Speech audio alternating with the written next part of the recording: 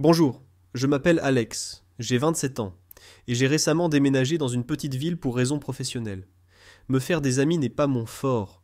Je suis plutôt réservé de nature, préférant la prudence à l'impulsivité. Pourtant, j'ai compris les avantages potentiels d'un nouveau départ. Un nouvel emploi, un nouvel endroit, peut-être une nouvelle vie. La ville où j'ai emménagé était typiquement américaine, caractérisée par des rues bordées d'arbres, des restaurants pittoresques, quelques stations-service et des salles de sport où tout le monde semblait se connaître. J'ai trouvé un appartement modeste en périphérie et j'ai commencé à m'adapter à mon nouvel environnement. La vie était simple, parfois monotone, mais j'ai trouvé du réconfort dans sa simplicité après mes récentes épreuves. Un samedi après-midi ordinaire, je suis passé à une station-service acheter un café et faire le plein. C'est là que j'ai rencontré Derek. Notre rencontre était inattendue. Il avait des difficultés avec la pompe, et je lui ai proposé mon aide. Notre conversation a quitté les sports motorisés et la vie de petite ville pour se consacrer à la discussion. Derek, 24 ans, était un homme décontracté, capable de nouer des liens d'amitié avec n'importe qui, si on lui en donnait l'occasion. Il dégageait un charme naturel qui mettait à l'aise. Nous nous sommes croisés par hasard à quelques reprises à la salle de sport, au supermarché et dans d'autres endroits de la ville. À chaque rencontre, nos conversations semblaient bien moins intimidantes. Je ne cherchais pas activement de nouveaux amis, mais Derek rendait difficile le maintien de la distance. Il était simplement authentique, sans drame ni gêne. Un homme honnête qui aimait discuter de football, de pêche et de projets de week-end. Un jeudi soir, après une brève conversation devant la salle de sport, il m'a invité à une petite réunion chez lui le samedi. Des burgers, des bières, quelques amis, tu devrais te joindre à moi. J'ai hésité un instant, consciente d'entrer dans l'intimité de quelqu'un quand je me sens encore étrangère. Derek sourit simplement et dit « Du calme, mon pote, ce n'est rien de spécial, c'est juste un barbecue décontracté. N'hésite pas à te joindre à nous, et n'oublie pas ta faim. » Franchement, après quelques week-ends tranquilles et solitaires, ça semblait vraiment tentant. Je répondis avec un sourire. Bien sûr, compte sur moi. Comme prévu, le samedi arriva vite. Le temps était magnifique, un ciel dégagé, une légère brise et la température idéale pour profiter d'une réunion en plein air sans avoir trop chaud. J'enfilai un jean et un simple t-shirt, pris un pack de 6 bières pour me tenir compagnie, car il est impoli de ne pas arriver les mains vides, et me rendis chez Derek. Sa maison était une de ces maisons de banlieue typiques, avec son bardage blanc, sa petite véranda et un chêne imposant devant la maison. Dès mon arrivée, je percevais déjà une douce musique provenant du jardin et l'odeur irrésistible d'un délicieux grill. Par habitude, je frappais une fois avant de contourner le portail latéral pour entrer dans le jardin. Derek m'a immédiatement reconnu et m'a salué. « Alex, ravi de te voir mon pote. » Il m'a appelé en retournant un hamburger sur le grill. J'ai répondu avec un sourire, lui proposant un pack de 6 en renfort. Il a gloussé. « Tu vas parfaitement t'intégrer ici. » Plusieurs personnes étaient éparpillées, des amis de Derek, des voisins, des inconnus. Tout le monde semblait à l'aise, bières à la main, plaisantant, racontant des anecdotes. L'ambiance était détendue. Cela faisait longtemps que je n'avais pas ressenti ça. Derek m'a fait signe d'approcher. « Écoute, je te présente quelqu'un, » a-t-il dit. L'accompagnant vers la porte de derrière, une femme est sortie sur la terrasse, s'essuyant les mains sur un torchon. Elle portait un short en jean décontracté et un chemisier blanc ample, ses cheveux noirs noués en une queue de cheval désinvolte. Même de loin, elle dégageait une élégance discrète, confiante et accueillante. Derek rayonnait de fierté. « Voici ma mère, maman, voici Alex, celle dont je t'ai parlé. » Je m'apprêtais à dire quelque chose de poli, quand, saluant tout le monde, elle me fit face, coupant momentanément la musique, les conversations et le tintement des verres, tandis que notre histoire commune était évidente. Nos regards se croisèrent, et, l'espace d'un instant, je vis la surprise se dessiner sur son visage avant de laisser place à un sourire. Mon cœur se serra. Ce n'était pas une simple reconnaissance, ce n'était pas un simple « Hé, on s'est peut-être croisés, non ?» Non, c'était la reconnaissance indéniable de personnes ayant vécu quelque chose d'authentique, de confidentiel, quelque chose qui n'aurait pas dû se retrouver ici. Elle se rapprocha, retrouvant son calme plus vite que moi, et me tendit la main. « Bonjour, Alex. Enchanté de te rencontrer enfin. » Son nom me parut plus fort que prévu. Je pris sa main et, l'espace d'un instant, le passé surgit entre nous, un tourbillon de souvenirs condensés en une poignée de mains silencieuses. J'esquis un sourire poli et répondis « Enchanté de vous revoir, madame. » L'atmosphère sembla revenir à la clarté. Derek discutait de grillades, les gens ricanaient, la musique jouait faiblement. Pourtant, à cet instant, je reconnus quelque chose qui me retourna l'estomac. Ce n'était pas notre première rencontre, loin de là. Et à son évitement subtil du regard par la suite, je savais qu'elle se souvenait de chaque détail avec la même précision. L'espace extérieur continuait de vibrer, la musique jouait doucement, les gens riaient à voix basse, Derek faisait griller des hamburgers, mais debout sur le balcon, j'avais l'impression que le temps s'était arrêté pour moi seul. Je ne m'y attendais pas. Je n'y étais pas prête, loin de là. La mère de Chadarik reprit vite ses esprits. Sa poignée de main était ferme, son sourire presque naturel, presque.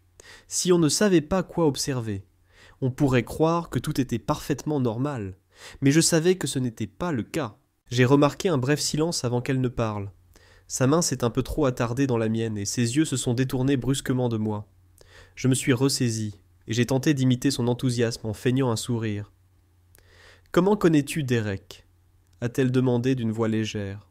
« On s'est rencontrés à la salle de sport, puis en ville, en veillant à rester décontracté. » ai-je répondu. J'ai remarqué que ma voix était légèrement tendue. J'espérais que personne d'autre ne le remarquerait. Elle a hoché la tête et a ramené une mèche de cheveux derrière son oreille, un geste nerveux familier. Je me suis souvenu qu'elle avait fait la même chose le soir de notre première rencontre au bar, lorsqu'elle avait ri à mes blagues ringardes devant une bière bon marché et une vieille chanson rock diffusée par le jukebox dont personne ne se souciait plus. Avant que je puisse répondre, Derek m'a tapé sur l'épaule. « Allez mon pote, il faut que tu goûtes un de ces burgers, » a-t-il dit. Vous confirmez ses dires sur le meilleur assaisonnement, hochant vivement la tête pour apaiser la tension qui montait. Vous vous dirigez vers le grill, essayant de maintenir une attitude normale, discutant de la météo, vous renseignant sur la ville et plaisantant. Cependant, de temps à autre, vous jetez un coup d'œil en coin, la surprenant en train de travailler dans le jardin, de distribuer les assiettes, de remplir les boissons et de discuter avec les invités. Chaque instant vous noue l'estomac. Elle se déplace avec prudence, ne s'attardant jamais trop près, ne laissant jamais entrevoir quoi que ce soit d'anormal. Si quelqu'un avait pris une photo à ce moment-là, elle aurait ressemblé à une réunion idyllique dans un jardin. Mais sous les apparences, les choses étaient loin d'être simples. À un moment donné, alors que Derek s'aventurait à l'intérieur pour aller chercher des petits pains, elle s'est de nouveau approchée de vous. L'espace d'un instant, nous sommes restés côte à côte devant la glacière, feignant un intérêt pour les rafraîchissements. « Ça va ?» murmura-t-elle, les lèvres à peine remuées. J'acquiesçai d'un signe de tête rigide, hésitant à parler. « Ce n'était pas prévu, » murmura-t-elle doucement.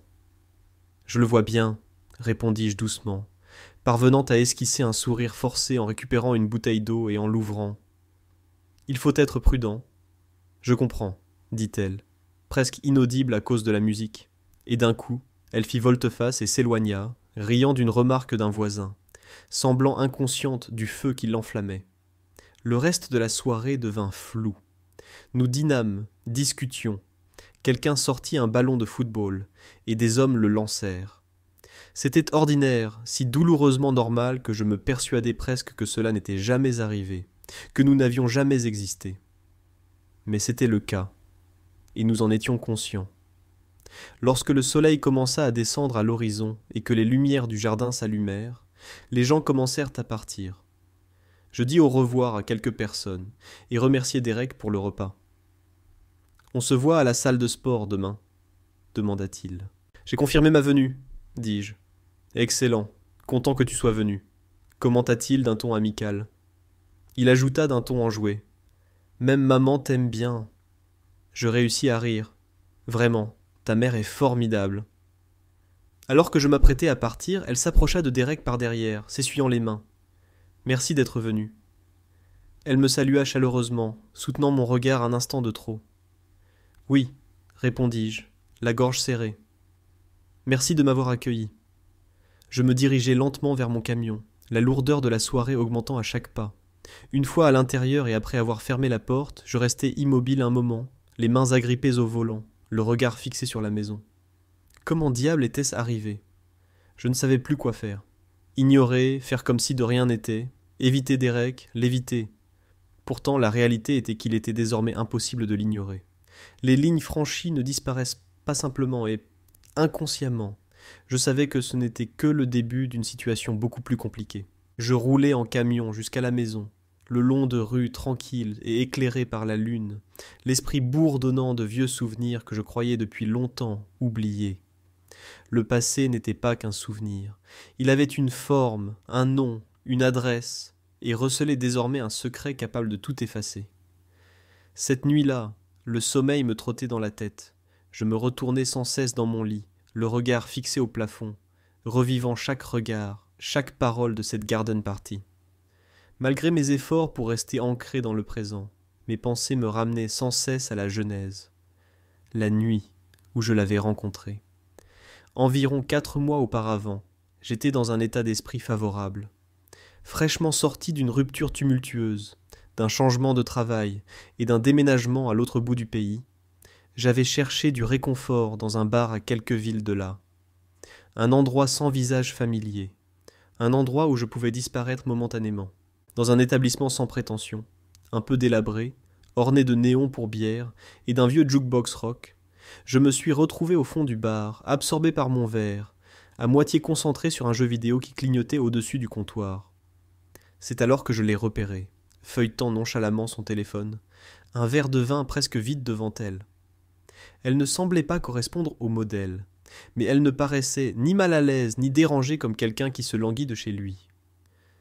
Nos regards se sont croisés par hasard lorsqu'elle a levé les yeux, et j'ai poliment hoché la tête en direction de cet inconnu. Au bout d'un moment, elle s'est rapprochée et s'est installée sur un tabouret à côté de moi. Elle m'a adressé un sourire doux, presque mélancolique, et m'a demandé « Plutôt animé ce soir, n'est-ce pas ?» Le bar était à peine rempli. Amusé, j'ai ri doucement et répondu « En effet, quelle ambiance animée !» Cela a semblé briser la barrière. Au début, nous discutions de sujets triviaux, comme la météo, le sport, les restaurants du coin. Puis, nous avons échangé sans effort, sans aborder de sujets importants ou privés. Ce soir-là, elle s'est présentée comme Claire. Nous avons évité les discussions sur la famille, les enfants, les relations passées ou les sujets de la vie quotidienne. J'avais l'impression d'avoir toutes deux pris des rôles différents pendant un moment, 2 personnes en quête de réconfort, peut-être d'évasion. À mesure que les boissons coulaient à flot, nos rires et nos plaisanteries se sont intensifiés, ainsi qu'une proximité involontaire. Son rire, pour une banalité, m'a fait remarquer un contact fugace sur mon bras. C'était anodin, un simple geste désinvolte, mais il semblait chargé. La soirée a devenu floue après cela, non pas à cause de l'alcool, car je n'avais pas beaucoup bu, mais à cause de la sensation soudaine d'une connexion avec quelqu'un.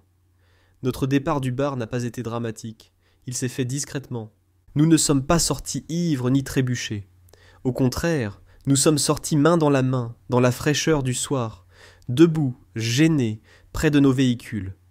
Je me souviens très bien de son regard, de sa tête légèrement penchée, et d'un sourire hésitant qui étirait ses lèvres.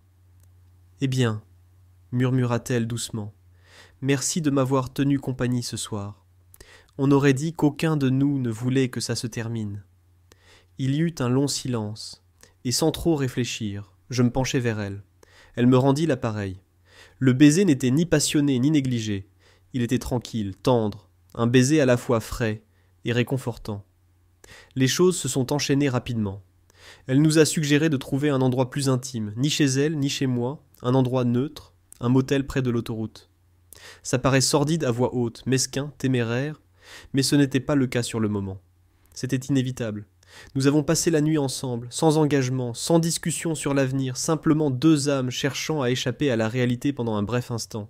Après cela, je me suis retrouvé à contempler le plafond brisé de la chambre de motel, ressentant une émotion qui m'était inconnue depuis un bon moment. Nous avons traîné jusqu'à l'aube. Elle m'a doucement embrassé l'épaule, a murmuré « Prends soin de toi » et est partie avant que je puisse lui demander ses coordonnées. Il semblait que ce soit tout. J'ignorais tout de son nom de famille, de son adresse, ni de nos éventuelles rencontres. Pendant un moment, je me suis dit que c'était mieux ainsi, une séparation simple et sans complications. J'ai même tenté de l'effacer de ma mémoire. Pourtant elle revenait constamment dans mes pensées. Le son de son rire, les coins de ses yeux qui se plissaient lorsqu'elle souriait, le doux contact de sa main sur ma poitrine. Ce n'est que lorsque je l'ai revue, sur la terrasse d'un jardin, Claire, la mère de Derrick, que j'ai compris à quel point elle m'avait profondément marqué. La situation reste incompréhensible pour moi. Était-ce le destin ou la folie? Peut-être une plaisanterie céleste et malicieuse, je n'en étais pas certain. Tout ce que je savais à cet instant, c'est que feindre l'ignorance à son sujet serait l'une des tâches les plus difficiles que j'ai jamais entreprises. Pour la simple et bonne raison que je ne me souvenais pas seulement d'elle, je la désirais. Les jours suivants furent un brouillard de travail et de courses monotones. Pourtant, malgré tous mes efforts pour m'occuper, elle restait au premier plan de mes pensées. La mère de Claire Derrick, la femme avec qui j'avais partagé quelque chose d'authentique bien avant la naissance de son fils. Chaque fois que Derrick m'envoyait un texto pour me parler d'une séance de sport ou d'un rendez-vous pour un café, un nœud subtil se formait dans ma poitrine. Il était parfaitement inconscient de la nuit où sa mère et moi nous étions croisés, du lien que nous avions cultivé, de la manière dont nous nous étions immergés l'un dans l'autre pendant ces brèves heures volées. Et ainsi, il devait en rester ainsi. Je résolus de ne pas compromettre cette situation. Derrick était un homme bien. Il ne méritait pas que sa confiance soit trahie à cause d'un incident qu'aucun de nous ne pouvait prévoir.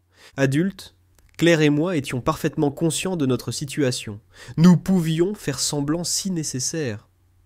Le week-end suivant, Derrick m'a lancé une nouvelle invitation. Il a évoqué en passant une petite réunion, une bière, peut-être un match à la télévision. J'étais à 2 doigts de refuser. Chaque fibre en moi me poussait à rester à l'écart, garder mes distances, oublier le passé. Mais je savais aussi qu'un refus éveillerait les soupçons, et secrètement, une partie de moi désirait ardemment la revoir. Je suis arrivé en retard, espérant que la foule serait suffisamment dense pour que je puisse m'y fondre. Derrick m'a accueilli à la porte avec un sourire et une bière. À l'intérieur, les bruits habituels d'une réunion emplissirent la maison. Bavardage dans la cuisine, rire dans le salon, le murmure d'un match de football en arrière-plan. Et elle était là, Claire, debout, près du comptoir de la cuisine, en pleine conversation avec un voisin de Derrick, un verre de vin à la main. Au début, elle m'a repéré, et son visage s'est crispé un instant avant de reprendre une expression décontractée. Aucun mot n'a été échangé. Nous nous sommes déplacés l'un autour de l'autre avec précaution, comme si nous nous repoussions les uns les autres. Derrick ne semblait remarquer aucune anomalie. À un moment, alors que j'allais chercher un autre verre, Claire m'a frôlé suffisamment pour que je puisse sentir son parfum délicat et pur. Elle était restée silencieuse et a évité tout contact visuel, mais son contact rapide sur mon poignet était intentionnel, pas accidentel. Plus tard dans la soirée, après que beaucoup eurent quitté le jardin, je me suis retrouvé seul dans la cuisine à laver une tasse à l'évier. Claire est entrée derrière moi, sans un mot. Nous sommes restés silencieux un moment. Il s'est appuyé contre le comptoir, les bras croisés, m'observant. L'atmosphère entre nous était plus dense que prévu, plus pesante même pour des inconnus. Finalement, elle a dit doucement « Il faut être prudent ». Je fermai le robinet et posai la tasse de côté, évitant son regard. Je lui avais dit « Ça ne devrait plus se reproduire ». Elle répondit d'un ton sévère, un peu suppliant. J'acquiesçai d'un hochement de tête. En théorie, j'étais d'accord, mais en réalité, les événements se déroulaient comme avant. Cela se manifestait dans nos interactions prudentes, dans la tension palpable qui se cachait, dans mon cœur qui battait fort quand j'étais près d'elle. « C'est le monde de Derek, » murmura-t-elle, « son domaine, sa confiance. »« Je comprends, Claire, » dis-je, en croisant enfin son regard. « Je ne compromettrai pas ça. » L'espace d'un instant, elle sembla m'observer, et je lus dans ses yeux la même tristesse que celle que j'avais vue au bar ce soir-là. le même isolement. Elle semblait sur le point d'en dire plus, mais la voix de Derek résonna dans le jardin. « Maman Alex, viens dehors, on allume le feu !» Claire se raidit instantanément, lissant son jean. Elle esquissa un sourire. « Je suis en route !» gazouilla-t-elle joyeusement. Silencieuse, elle me dépassa et se précipita dehors, me laissant immobile, agrippé fermement au bord de l'évier, peinant à reprendre mon souffle. Le reste de la soirée se transforma en une véritable épreuve de résilience. Je riais, aux moments inopportuns, répondais aux questions, lançais un ballon de foot sans enthousiasme lorsque Derek me le demandait. Mais pendant tout ce temps, sa présence insaisissable persistait hors de ma portée, mais jamais dans mes pensées. Chaque regard, chaque sourire, chaque frôlement de nos chemins croisés, tout était fin. Un acte délicat et complexe exigeant la perfection. Alors que la soirée touchait à sa fin et que les gens commençaient leurs adieux, Claire évitait largement les projecteurs, rangeant la vaisselle et empilant les gobelets en plastique. Je m'approchai pour lui dire au revoir, d'un ton décontracté. « Encore une fois, merci de m'avoir invité, » dis-je, assez fort pour que les autres m'entendent. Elle me rendit un sourire chaleureux. « Alex, tu es toujours la bienvenue ici. » Cette interaction était directe, innocente, exactement comme elle devait l'être. En me détournant, j'ai remarqué une étincelle fugace dans ses yeux, une trace de sentiment qu'elle peinait à dissimuler. Regret, nostalgie, peut-être même chagrin. J'ai immédiatement su que nier ce qui s'était passé serait plus difficile que nous ne l'avions imaginé. Le lendemain matin, je me suis réveillé, comme si je n'avais pas dormi du tout, assis au bord de mon lit, les yeux rivés au sol, essayant de comprendre comment j'en étais arrivé là. Il y a quelques mois, Claire n'était qu'une belle inconnue venue d'un bar. Aujourd'hui, elle est la mère de Derek, tandis que nous feignions l'ignorance, échangeant des sourires forcés au milieu d'une tempête de souvenirs partagés. Le poids de la culpabilité s'accroissait chaque jour, non pas à cause de ce qui s'était passé. Cette nuit au motel n'était pas un hasard. Nous étions deux individus isolés en quête d'authenticité, ne serait-ce que pour une soirée. La culpabilité venait du secret lui-même, sachant que si Derek le découvrait un jour, il serait dévasté et mettrait potentiellement en péril l'amitié naissante entre nous. Je cherchais une solution, non pas pour moi ni pour Claire, mais pour retrouver un semblant de normalité. Cet après-midi-là, j'ai reçu un texto de Claire. On pourrait se voir ? Sans lieu, ni explication, juste ça. Une partie de moi aspirait à l'ignorer, à effacer tout l'incident et à continuer. Une autre partie, celle qui ne parvenait pas à effacer son sourire de cette nuit au bar, son regard perdu dans le jardin, m'a obligé à obéir. Nous nous sommes retrouvés dans un parc isolé à la périphérie de la ville, un endroit où nous resterions anonymes, capables de converser sans être indiscrètes. Claire était déjà là quand je suis arrivé, assise à une vieille table de pique-nique sous un chêne imposant. Elle paraissait fatiguée mais d'une beauté radieuse. M'approchant prudemment, les mains dans les poches de mon manteau, je la saluai doucement. « Salut !»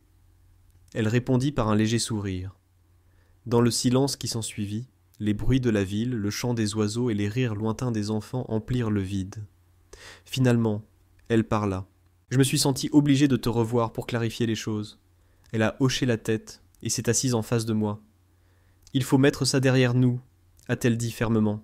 « Pas de regard, pas d'échappatoire, pas de souvenirs partagés, ni avec Derek ni avec qui que ce soit. » Déglutissant difficilement, j'ai compris. « Tu es tout pour moi », a-t-elle ajouté. « Et tu es quelqu'un de bien, Alex. Nous ne nous en sommes pas rendus compte, ni l'un ni l'autre. Mais si nous hésitions, de quelque façon que ce soit, elle a secoué la tête solennellement. Cela le dévasterait. Un nœud s'est formé dans ma poitrine à ces mots. Elle avait raison, et l'entendre me semblait irrévocable.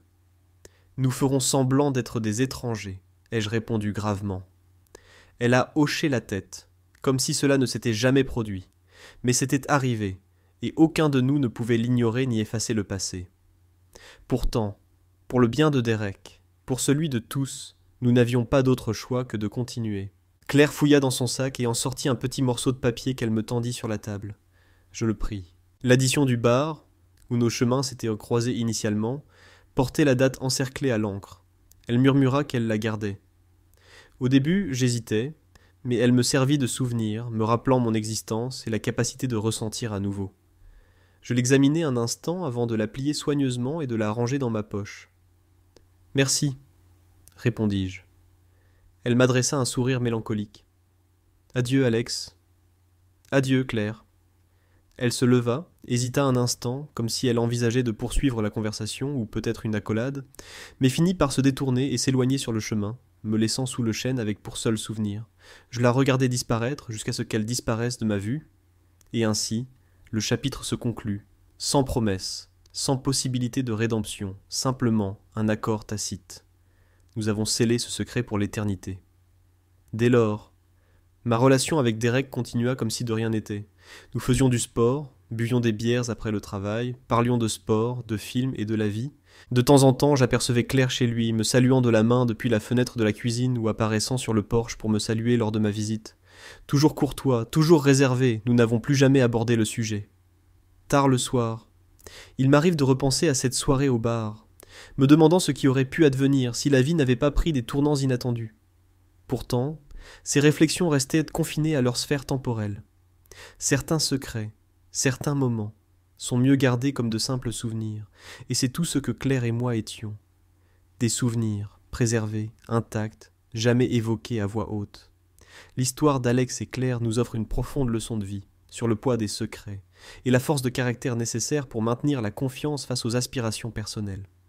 Leur rencontre fortuite dans un bar, suivie de retrouvailles imprévues en tant qu'amis et mère de Derek, nous rappelle comment les liens passés peuvent refaire surface, mettant à l'épreuve notre intégrité. Alex a lutté pour dissimuler ses sentiments pour Claire, poussé par leur alchimie palpable.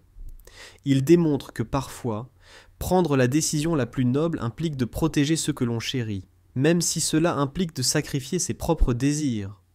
La détermination de Claire à mettre leur passé de côté pour le bien de son fils souligne l'amour désintéressé d'un parent, tandis que leur décision commune de dissimuler leurs relations comme des étrangers souligne l'importance de la maîtrise de soi pour préserver les liens.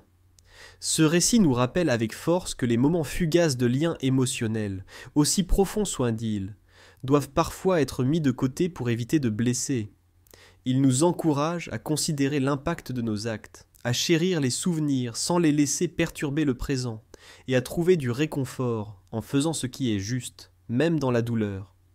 Partagez vos impressions ci-dessous.